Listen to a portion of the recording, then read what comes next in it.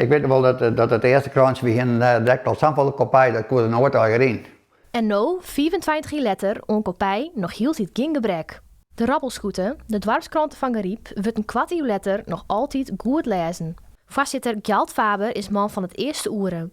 Hij miste 24 jaar lien een centrale nijsvoorziening voor het hele dorp. Sawaat de Rabbelscoeten binnen. De namen kwam daar stomen met een prijsvraag. De Rabbelscoeten zit ik het woordje rabbi wat in en dat gebeurde in het dorp altijd wel een protter. En de Rabbelscoeten is eigenlijk een oud-Fries woord van vrouw die een protter kletst. Het is al kletskous. In de Rabbelscoeten staan net alleen nog maaidierlings, maar ook foto's, interviews met nieuwe bewenners en de rubriek Markante Gariepers.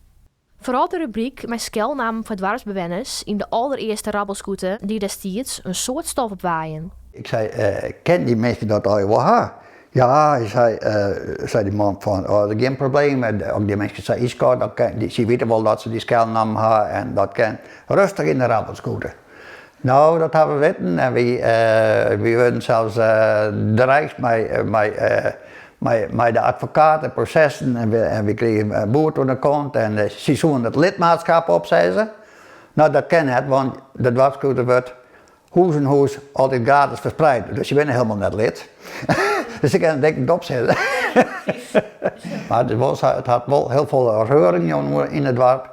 En over 24 jaar, na 24 jaar, wordt er nog wel weer over praat. Het 24-jarig jubileum wat Arune Sneun viert in het dorpshuis. Er kwamen flink wat mensen op aan, die per al te graag herinneringsopheljen wonen. Er kwam duidelijk in je favoriete rubriek naar voren. Ja, toen zei je, wist u dat?